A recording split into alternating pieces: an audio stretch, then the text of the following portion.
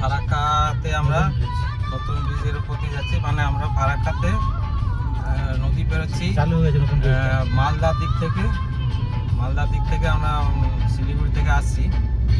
আমরা গত 29 তারিখ রাতে বেরিয়েছিলাম। 29 তারিখ রাত মানে 30 তারিখ ভোর রাতে ফারাক্কা পেরিয়েছি। তখন ব্রিজ শুরু হয়নি। আমরা ইনফরমেশন পেয়েছিলাম যে হয়তো কিছু এক সাইড চালু হতে পারে। তো আজকে যখন ফিরছি গুগলে রোড ক্লোজ দেখাচ্ছে, মানে NH-12 যেটা ছিল ব্রিজটা।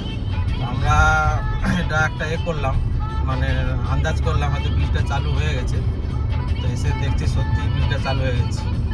ফারাক্কা নতুন ব্রিজ আমরা উদ্বোধন হওয়ার মানে কয়েকদিনের মধ্যেই উঠে গেছি। এক সাইডে চালু হয়েছে এখন আপাতত।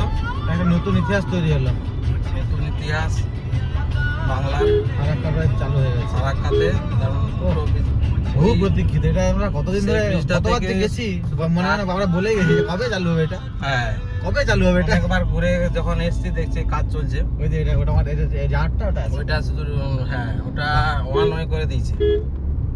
ওয়ান ওয়ে এটা শুধু মালদা থেকে ওই পারে যাওয়ার জন্য করেছে, আর সেই ব্রিজটা মুর্শিদাবাদের দিক থেকে মালদায় আসার জন্য। বাহ বাহ, গঙ্গা পেরোচ্ছি আমরা নতুন ব্রিজ দিয়ে।